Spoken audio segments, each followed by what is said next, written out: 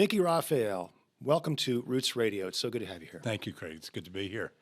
Let's dive in with the sort of newsiest thing in your life, playing a show here in Nashville at the Brooklyn Bowl on December 3rd, and it was billed as your first headlining show. What's the story? Well, it is my first headlining show. I've always been to stage left of whoever I'm playing with, and I've been with Willie for 50 years, and I remember asking him one time, Willie, when do I get to stand in the middle? And he said, anytime you want.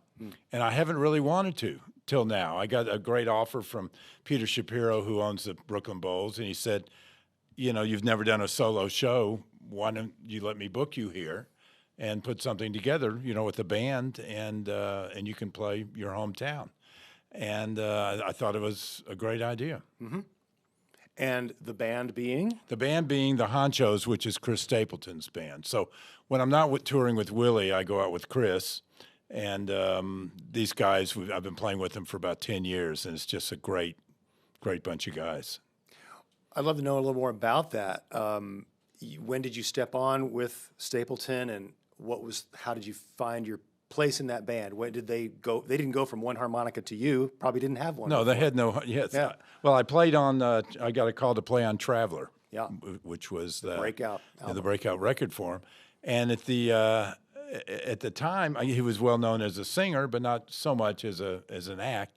And he was still touring. And I went out and did a small little tour with him, and had so much fun, and just really believed him and loved the music. And this record hit, and they toured a little more, you know. So between the times that when Willie takes off, I have, you know, a lot of free time, and Chris goes out just on weekends. So I was able to do both of them. Oh, nice. We'll probably circle back to that a little bit. What's your vision for this show? What's your repertoire? And besides the heart band there, the Honchos, who else is coming around? Well, who we've got?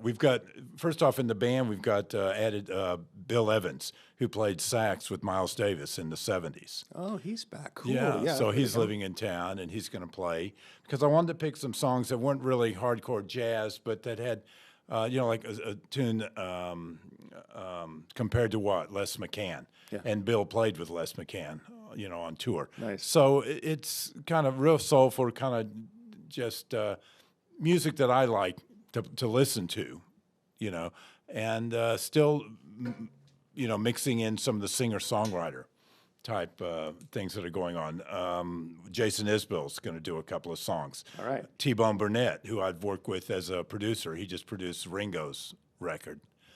And so he's also working as you know, doing his own songs. So he's going to do a few songs. Shelby Lynn's going to sing a couple. Wow. So it'll just be all-star night. It'll be me with the band, and then bringing out, you know, just some of my friends that I enjoy playing with. So it's all about me. It's what I want to do. So. But it's nice when people hear headliner in Nashville, they think singer, but you're going to lead this whole event from your harmonica. Musically, yeah, I don't sing, so I've got some ringers in. I've got Waylon Payne, who's a great vocalist, and so he's gonna the songs that I want to do that aren't instrumental, you know, that with the band, if they're lyrics, he'll sing the parts, and then we'll just stretch out on the solos. All right. Give everybody a chance to play. Yeah. When you reference the music you like to listen to, what is that like these days? And what does it tell us about? You've made a couple of Mickey Raphael records, and they're instrumental projects, as I recall, right? Yeah, because I don't sing, Yeah. I've made these instrumental records, and they've all just kind of been stream of consciousness things. I mean, the one that I did hand to mouth, I just went in the studio with a buddy who played keyboards, and we just turned on the tape machine. Back then it was tape. Turned on the tape machine and just played off of each other, you know. And then my mentor and harmonica hero, Paul Butterfield, dropped by the studio, and we just, you know, played off of each other and just wrote something like right on the spot. It's just two harmonicas. So. Do you make an effort to keep up with contemporary music? Are you trying to seek out new artists all the time? It gets harder and harder over the years sometimes. Well, yeah, but I love to listen to music, and you know, a good place to go to that is WMOT. Ah, well. So thanks for saying so. That's my research project. Well, I hope you have a great time on the 3rd. I know you will. definitely wanted to step back in time with you and your background growing up in Dallas in the 50s and the 60s. And when did you begin to hear music that you went, that's for me? There was a little club in Dallas called the Rubaiyat that was a folk club where you'd have Michael Murphy or Jerry Jeff Walker come in and play. Guy Clark was a regular there. And I was in there one time, I think I was 16 or 17. I just started driving. And there was a harmonica player named Donnie Brooks who was playing with a singer-songwriter, Johnny Vanderveer. And they were doing just a real folky kind of acoustic bluesy set.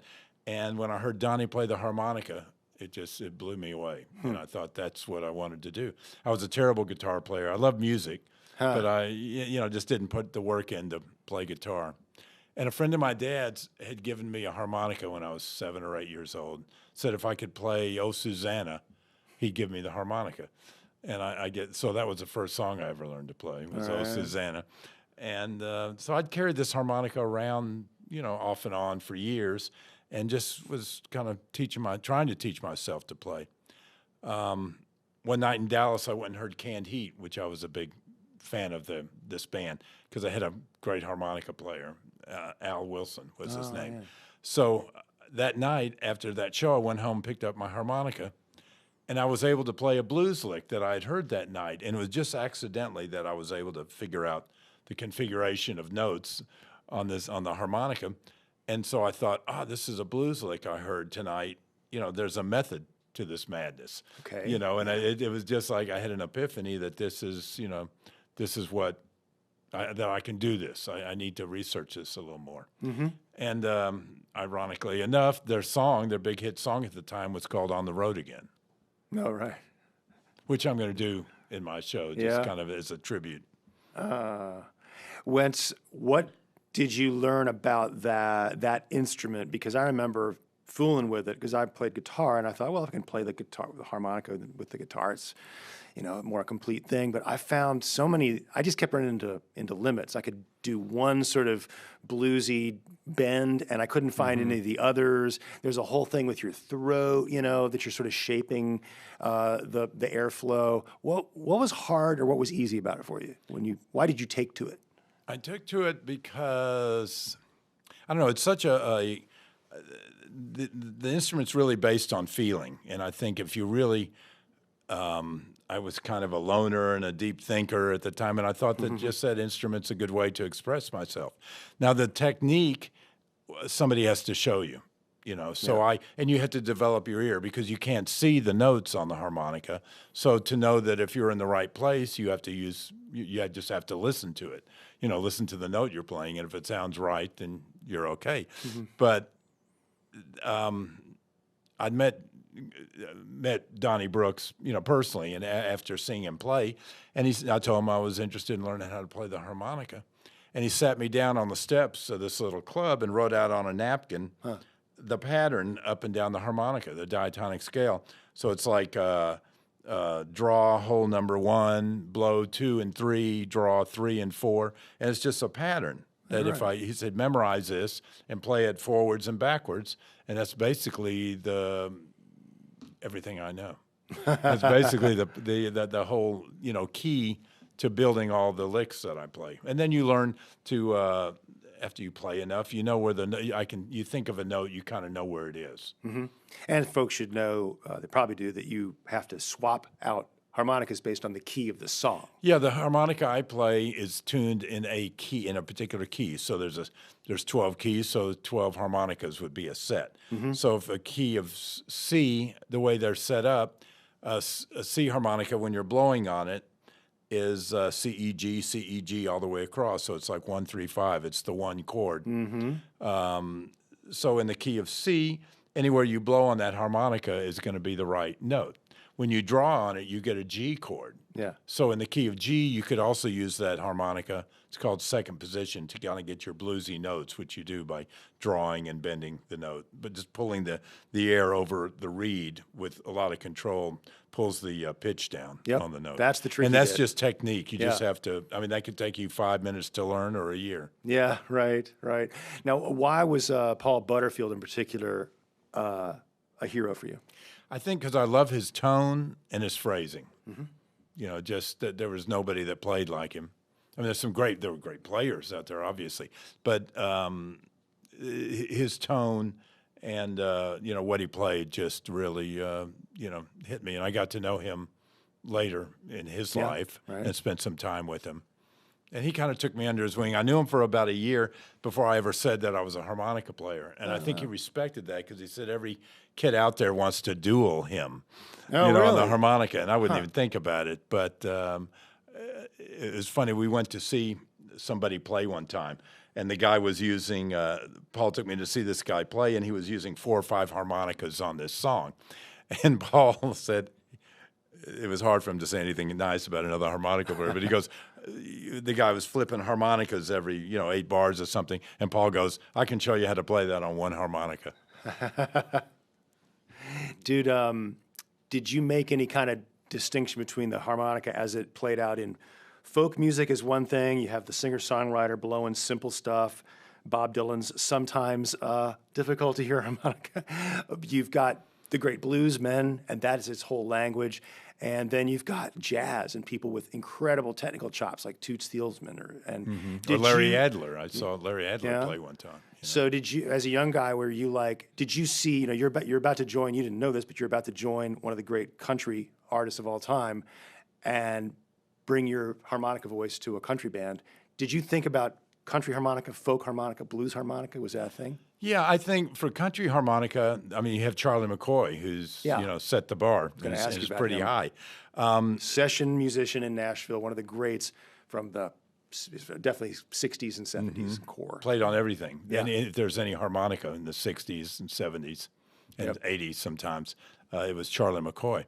So, but I didn't grow up listening to country music, so I was started off in that folk scene and the acoustic blues, not the Chicago blues so much as, you know, Little Walter, but the acoustic stuff like Sonny Boy Williamson or Lazy Lester or Howlin' Wolf. So you know, I love the blues, but not the hard, not the Chicago stuff yet, at least in the beginning. Yeah. So when I was starting out, I guess I was listening to Love and Spoonful, you know, with John Sebastian playing harmonica. There you go. Bob Dylan, Neil Young.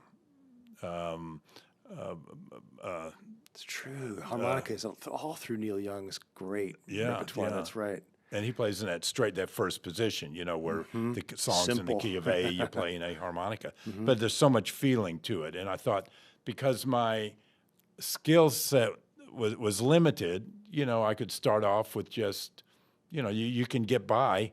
I mean, less is more. I've learned that as you get older. But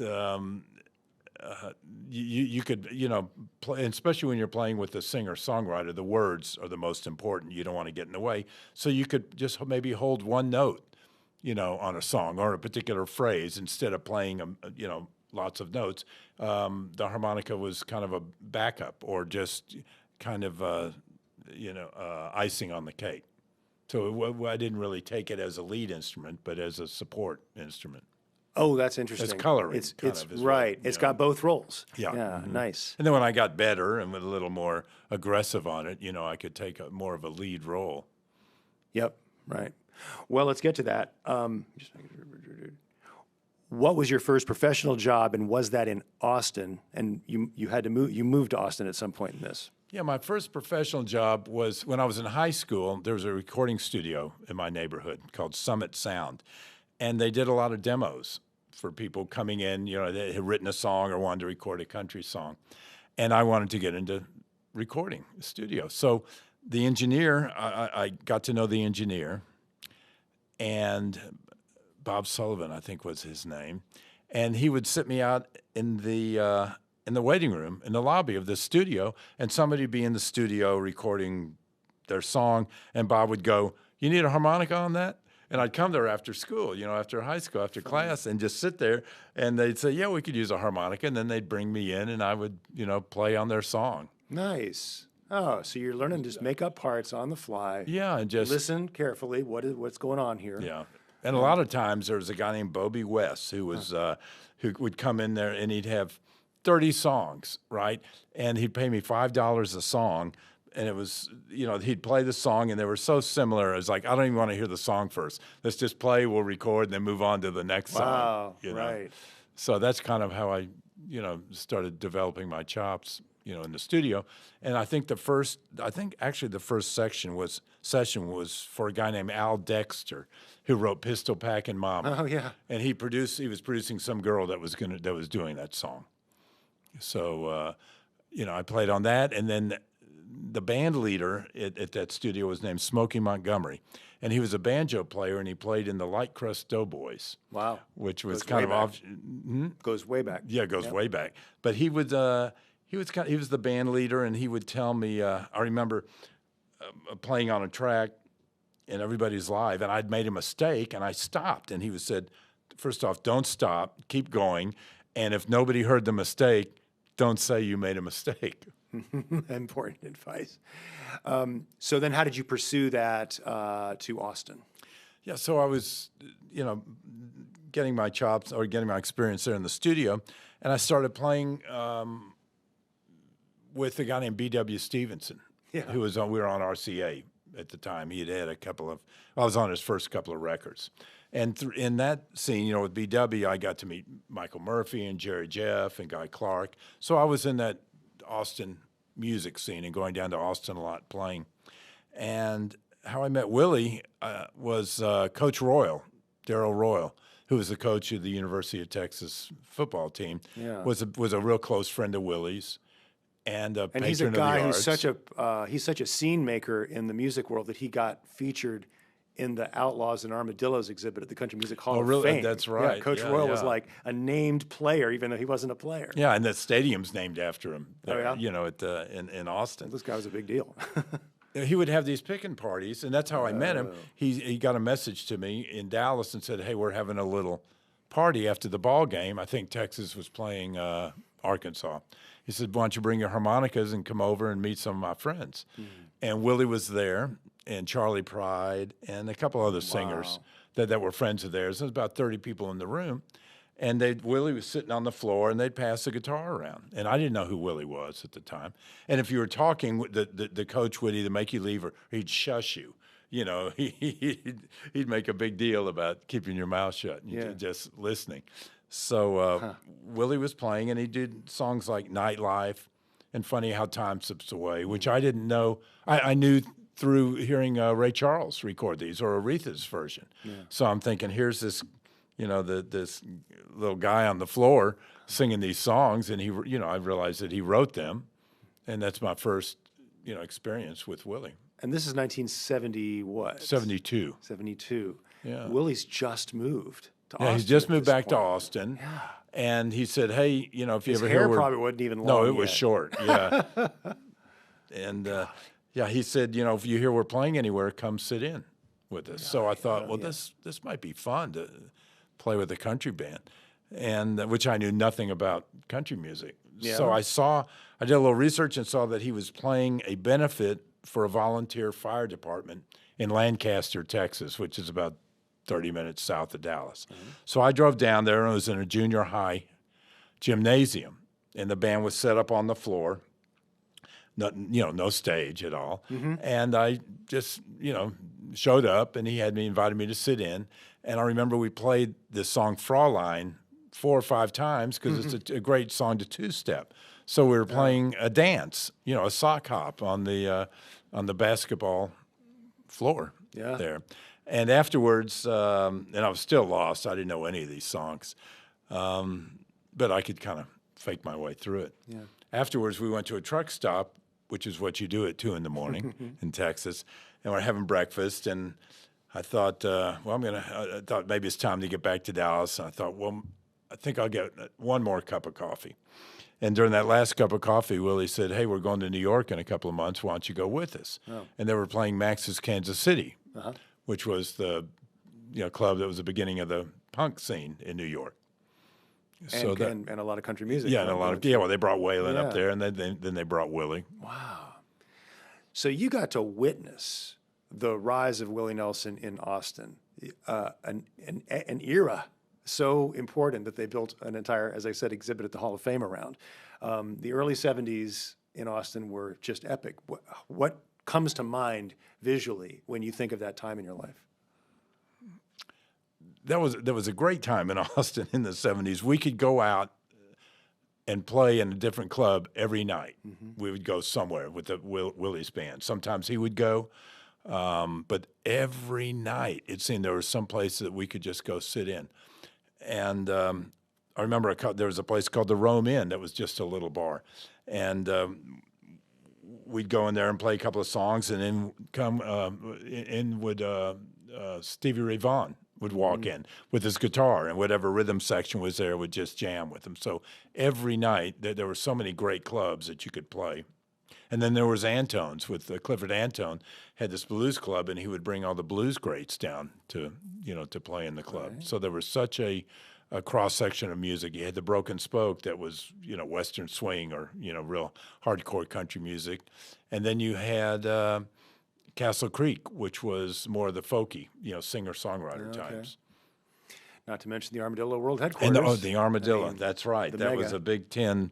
How many people fit in that place? Is that 1,000? Maybe 1,000, yeah. The big Quonset hut. And Springsteen played there. I saw Van Morrison play. And Willie played there. And it was, there was a whole, Leon Russell came down there. And this time Leon was the biggest act on the planet. Yeah. And he loved Willie. He played on some of Willie's early Liberty recordings. Great. And so he was hanging out with Willie and, was just telling Willie, this is where you need to be is Austin, because this was the end of the Vietnam War. And one thing that really impressed Willie was that the music was a great conduit to the hippies and the rednecks. Yeah. Because even though they were at odds politically, this drew them together and everybody got along.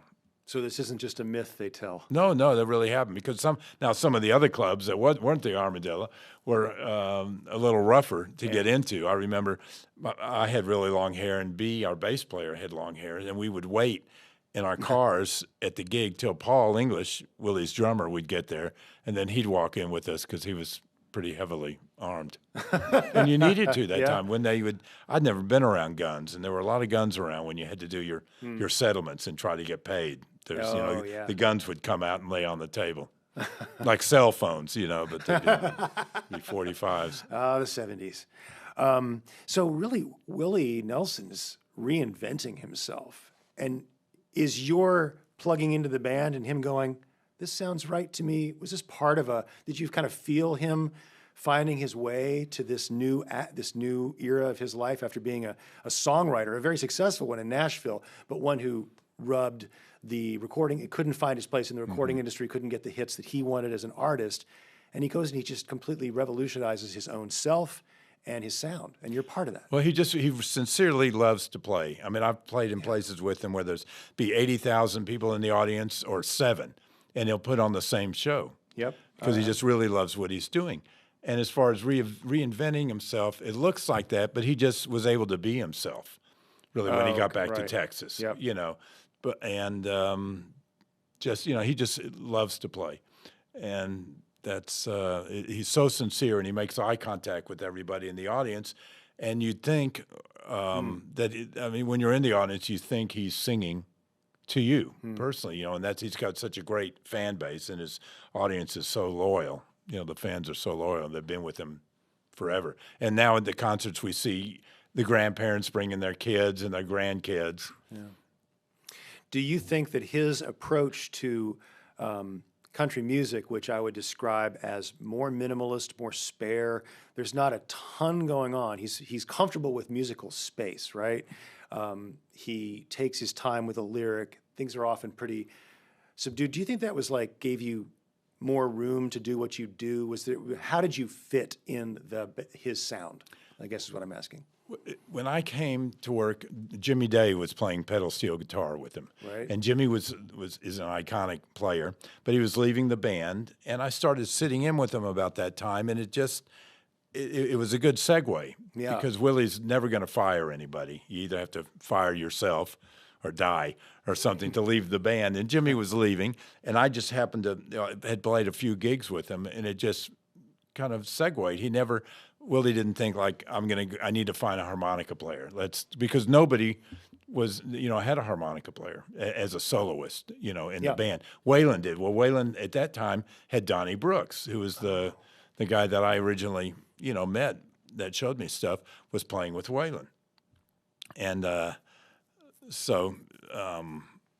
he kind of opened that door. But then Willie, I just happened to be at the right place at the right time, and I tell people that I was never officially hired, but then I was never asked to leave. Mm-hmm. I was actually going to ask you about the harmonica and the steel guitar, the pedal steel in country music, and whether you feel like you fill some of the same roles, and in a way you've just validated my theory that the two can really, because of the bending and the harmonic support, the ability to dash a little lead off or a little, answer call to a lyric, they have a little bit of the same thing. And have you ever been in a band with both, and does it work? Oh yeah, with Chris we have a pedal steel. Paul Franklin plays steel, and we play well together. So maybe I'll fill a verse, and he'll take fill the bridges, and he's on the other side of the stage with Chris. But I've got an eye on when it's either or of us to play. We're looking at each other, so I'll look at him and I'll go ahead and play something and then give him a nod, or he'll do the same to me. So we're in constant communication, even though there's nothing really discussed beforehand. And you have to do that with everybody in the band. There's still a telepathic, communication that goes on between the players. At least with Chris, everything is really rehearsed, but there are a few things that are spontaneous, where it's eye contact. With Willie, it's all eye contact, and we never know what he's going to do, So he might say, in a rehearsal that afternoon, he'll say, take the solo, and then he might look at somebody else when it comes time to playing it. So besides, knowing what the initial intent is of the song, you have to keep one eye on him all the time. Figuring out which direction to go next. You've had also a huge recording career with Willie Nelson, over 70 albums, I understand. Do certain records stand out in your mind that are different, perhaps, than the records that stand out in the minds of us historians? When you're making Stardust, you're in another session, you don't know it's going to become the 5-star, all-time great album that is Stardust. But what stands out? What do you recall? What's important to you about the recording time you've spent in the studio with Willie? I think making records with Willie, we go in to the project thinking we're going to make a record for ourselves, really. Red-Headed Stranger never thought that it would sell, and the record company didn't want it. They turned it down, said, this is a great demo, do something else. And Willie said, no, my new deal says I can, I turn in the record and you have to put it out. Yeah. And it was one of these things that he had written a concept. He said, I have a concept record. So he took a couple of songs that were already written, Blue Eyes Crying in the Rain, for one, and wrote a whole story, around them. And we went into the studio with a stack of napkins that he had, and he starts playing. And the reason and we're set up in a semicircle, and he just starts playing the songs, and we're listening because there's no rehearsal. And the reason that thing is so sparse is because we're listening to it, hearing it for the first time. So maybe we might have done 2 or 3 takes on a song, but it's all, again, stream of consciousness with him. And that was for that record. Was that your first session? That was my first session with Willie. Right. Yeah. Yeah. And then another one that stands out was Teatro, that we did with Daniel Lanois. Yeah, much later. Mm-hmm. Where Daniel got us in the studio in an old movie theater in Oxnard, California. And it was Willie, Emmylou, Bobby Nelson, Willie's sister, on keyboards, and then Brad Meldow on vibes. Neat. And some keys. And then there were a couple of drummers there, but we only had one drum kit. So they split the kit up, and the 2 guys would play. No. Victor Andrizio and Tony Mangurian were the 2 drummers, but they were also multi-instrumentalists, so they could play anything. Yeah. But this one kit with 2 guys kind of spread out and sitting behind the kit, and we played everything live, and it's all the songs. There were Willie's songs, but they were done with a whole different, like almost a Latin feel. Yeah, and that spacious, ambient Daniel Lanois signature. It's just got this lushness and atmosphere. Very Your instrument atmospheric, is wonderful for that because it can drone and it can float. And that's what he said, too. He came to the studio one day, Daniel did, and said, okay, I want everybody to play an instrument that is not their own. Oh, wow. It's not, so I was playing bass harmonica, which is not something I'm terribly proficient on. And Willie, I don't think Willie was even playing trigger. I think he was playing one of Bob Dylan's guitars, electric guitar was there. So he was playing that. Yeah. My gosh. Yeah, I love the low harmonica. That is a gorgeous sound. That reed, that really big, fat, reedy sound is great. I definitely wanted to ask you about Stardust and the track Georgia. I mean, Georgia on My Mind is one of just an astonishing song. Do you remember that one in particular? Oh, yeah, definitely. We recorded it in L.A. at Emmylou Harris's house. She had a house in Beverly Hills that was a recording studio. There was Brian Ahern's truck out the Enactron truck was in the driveway. And they had, Emmy and Brian had moved out, and I had moved in. So I was renting one of the rooms in this house. Wow. And so Willie and everybody were in my living room. So myself and the engineer rented the house, or we're living there. And Willie was set up, and the band was set up in the living room and some of the rooms off the living room. Booker T had his keyboards there. My gosh. And I was set up in the bathroom off the side of the living room with the shower stall. And I did all my recording in a shower. So Georgia, which was cut live, was in that house on Lania Lane. Mm. And you got a little natural reverb going on. Beautiful natural reverb, yeah. It's a little trickier song than some. It's got interesting chord changes. And we keep trying to learn it, and it's like, what is he playing there? I think the changes, and I think B, our bass player, and Bobby never agreed on what to play, and they each stuck by what they thought was right. So there was a certain part in the song that there was a little clashes going on, chord-wise. We call it chord substitutions. It's jazz, folks. So you raised Emmylou Harris, and among the many artists that you've recorded with and played with, Emmylou Harris stands out. You're on some of her earliest recordings. How did you begin a relationship with her recording life? Well, I was friends with Rodney Crowell, and Rodney was playing in her band. Played on Rodney Records, too. Played on Rodney Records, yes, that Brian Ahern was producing, too. Yeah. So they were flying me out to L.A. to play on these records. And I thought, I like it out here. And I moved for several years just to do, because I got to start doing Emmy's records and just needed a change of pace. We toured so much with Willie and we got off the road. I didn't want to, I just wanted to be around somewhere else. I grew up in Texas and, travel with the same guys, and we all kind of lived in the same area. And I just needed a change. So I moved out there and was doing, sessions with Emmy and Brian, some other projects that Brian brought in, and the connection was Rodney.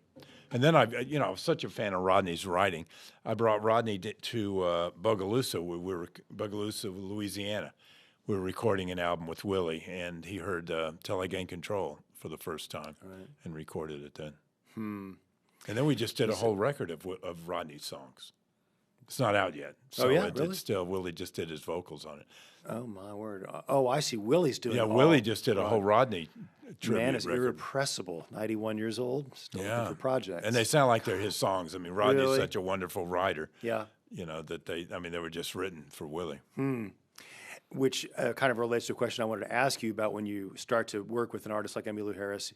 You've got your own harmonica voice by this point. You know what you do. She knows what you do. But is it different stepping into a completely different artist's kind of world? Did you find that it opens up anything new for you as a player?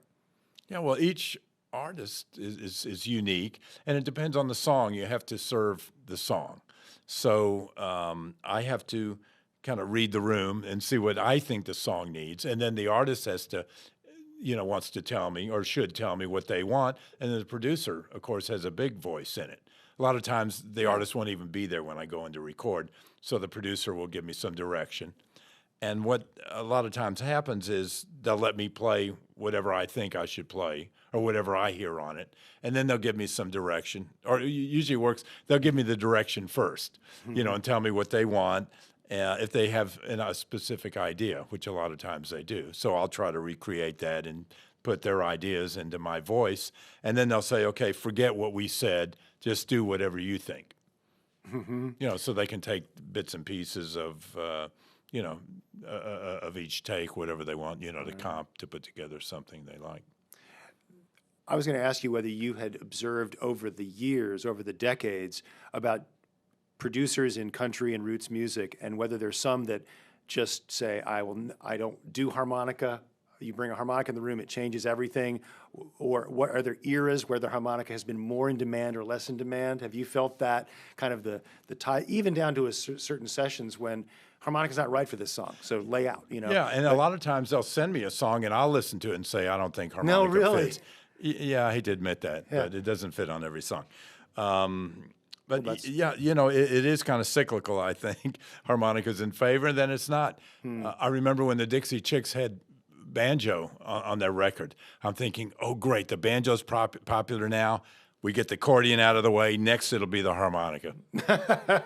You'll be back again? Yeah. I'll get a reprieve. That's funny. Yeah, do you recall any sessions where you went in with high hopes and just found it like not working, or you and the artist didn't have the chemistry, or, there must have been some times, you worked with so many different artists, there must have been some times it was just like kind of a dead end? Yeah, a couple of times. And I can't think specifically, but I remember, maybe if a producer really didn't know what he wanted and wasn't sure. I mean, I've had sessions where they say, well, we're not sure if we like the harmonica on this, and I'll make a decision and say, you're right, it doesn't fit. Yeah.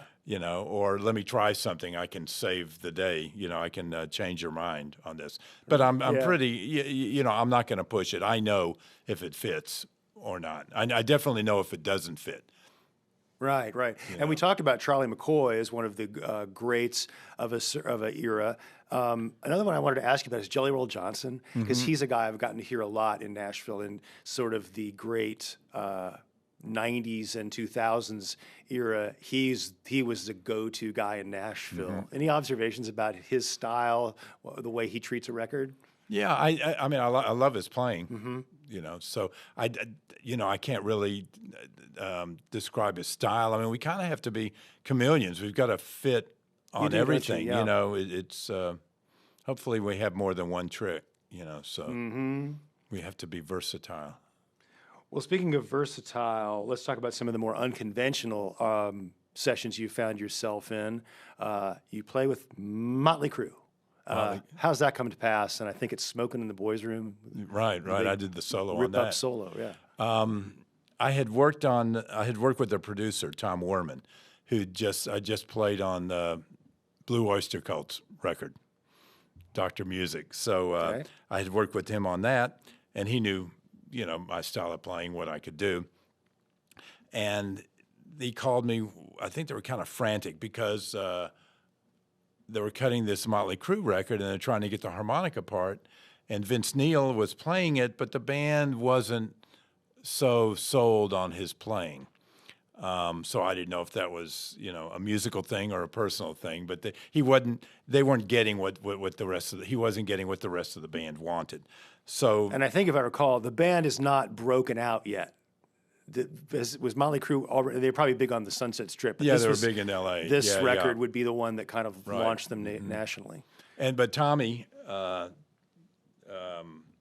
was kind of who I was answering to, who was my boss at the time. Between the producer, Tom, I guess two Toms, and they took me until we got this solo we want, and Vince he's playing it, but we want something a little more powerful or something like that. So I played the solo, and then Vince played kind of the outro, played the ending. All right, on that, and it is more of an aggressively rock and roll solo than you typically have. People know of you. Yeah, so and I had been hanging out with Paul Butterfield at that time. Oh, yeah. So, and Paul, actually, I think they called Paul first, but he wasn't available. But so I was kind of, trying to just not copy him, but his inspiration. Just I'd spent a lot of time with him, so Right. trying to conjure, the spirit of Butter. And that rebellion, that high school rebellion. What was the story with Elton John? He's in your list of credits, and what an extraordinary artist. Again, I got a call from I can't remember who you called. I think it was somebody from the record label, from his label, said Elton's doing a record, wants you to play on it, be at the studio, such and such a time. So I went into the studio, and I'm just there with the engineer, and he said, "Well, you want to hear this, hear the track?" And I said, "Yeah." I said, "But let me." He said, "Let's get some sound. So go in and just play along with the track." So I said, "Just record it, just in case we get lucky." So I'm hearing it for the first time, and I'm playing along with it, and pretty much nailed it. Or Elton walks in, and then we finish the tune. Elton walks in, and he introduces himself and meet him, and he's wearing his track suit and a cowboy hat and a bolo tie, because I guess he thought I was a country and western musician or something, so he's dressing the part. And he'd heard me play on Stardust, which is how he got, how he heard of me. I see. So they had me in there, and we listened to the track back, and I thought, oh, great, I'm going to have a great day playing with Elton. And then he listened to just the practice run, and he goes, "Okay, that's it. Thank you very much, everybody." So that was like one take, Wow. And he was in and out of there. Right. And usually, a lot of times, my first take, when nobody's around, is the one to keep. Were you going after session work hardcore as an aesthetic outlet, as a way to keep your life, your musical life, variety in your musical life?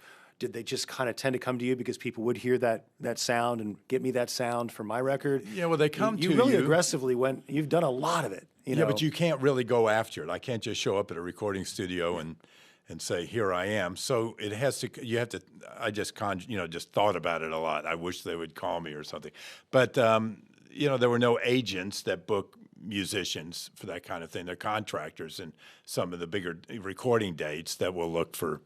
If we need a harmonica or something like that, or a cello player or a tuba player. But so I just had to rely on my live performances or previous recordings, and for a producer to hear it or an artist to hear it and to say, "I want that." You can't really go after it. Okay, right. There's no venue that I know where I could just show up and say, I'm not going to. I was at the BMI Awards last night and played.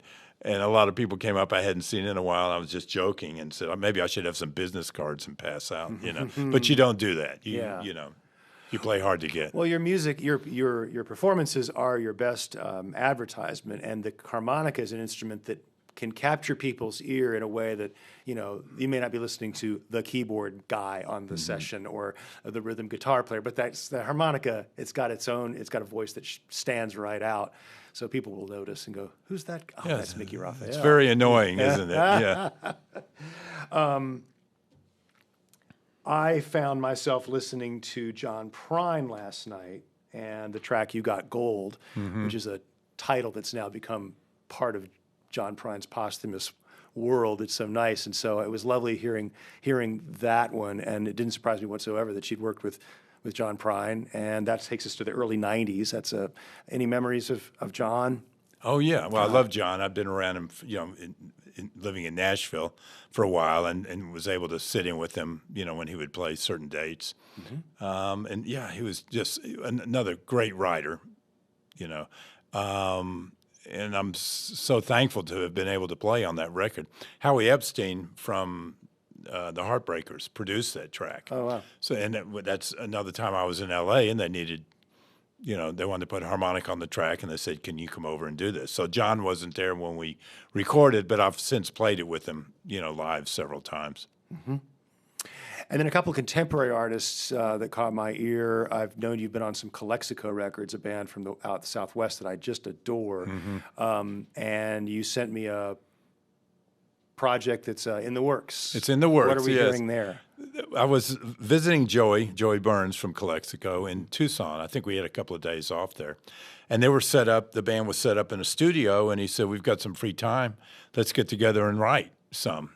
So we wrote a few tunes and just went in the studio and recorded these pieces that are pretty much harmonica heavy, harmonica centric. You know, so it's and they're I think, and I've been told they're great soundtrack music. We just don't have a film for it yet. Yeah. So Yeah. Well, it's luxurious stuff, and it fits with their Latin sort of swirl beautifully. It's a little bit that sort of Western, just Yeah. for lack of a better word, Western sunset kind of feeling. very ambient too, kind Yes. of just a real mood type Yeah. of thing, Western. And I was also thrilled to see you show up on the new record by Amethyst Kia, just as a symbol of that you're not out there only working with legends. You've got this wonderful new voices in Americana and roots music, and Amethyst out of East Tennessee is so special. And probably going to play the song "Let's See Ourselves Out." Don't think you met her on the session, but still, No, it was but that so was cool. great. I'm just really honored to be a part of that. Butch Walker produced her, Yep. and I'm a friend of and a fan of Butch's, and he thought that the harmonica would fit on those tracks. So he called me, and I did it in my home studio, and one day I'll look forward to meeting her, or playing it with her live. So I think it ought to happen. As we wrap up here, Mickey, let's circle back for 1 second to Willie Nelson, because you are bearing witness now to his final act. He's 91 years old. He's going to go as long as he can, and we're all just so grateful that he's there. And the shows have such repute because everyone knows how special these moments are. What are your thoughts, your reflections as you watch a very elderly but beautiful Willie Nelson, and what do you hope that he's remembered for? he just doesn't know when to quit. He just keeps playing. It's like the Energizer Buddy. I think Willie is just such an honest performer. He really is. I mean, he's driven just by the love of music and not any kind of commercial incentive, I think. I mean, it's nice that he's made a decent living too, but the drive, the fuel for that is just loving music and loving performing and loving writing and loving his audience, Yeah. And like I said earlier, it doesn't matter if there's 5 people in the audience or thousands. He still puts on, a show, the same show, and he's very sincere, and he loves what he's doing. I mean, we're off now. It's November. We were out all summer with Bob Dylan, and we're shut down now till February, and we've been home for 3 weeks, and Willie's ready to go. We're the ones that need a break. Isn't it wild to think how your life changed that day? Yeah, for that 1 cup of coffee. Yeah. I don't know what I'd be doing if I had, Well, it must be something to know him so well and to have watched this amazing life and have been such a great part of the musical legacy. So we'll be remembering you too. Thanks a lot, Mickey Raphael. All right, thank you very much. Conversation, man.